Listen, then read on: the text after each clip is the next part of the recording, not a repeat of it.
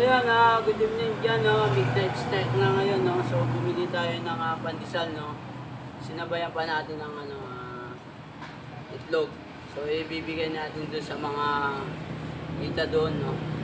So, isi-share natin sa kanila to. So, dyan lang kayo mga followers lang.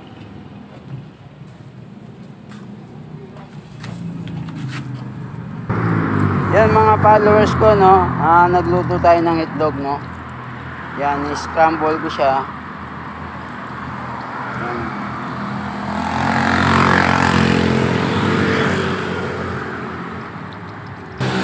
So yan mga followers, no? Luto na yung ano natin, yung scramble egg na yan, no? So bibigyan na natin dun sa may mga ita nandun sa tabi ng trabaho ko. So ibibigay ko to para sa kanila. So dyan lang kayo mga followers. Tsaka yung pandesal pala, ibibigay ko rin sa kanila yun.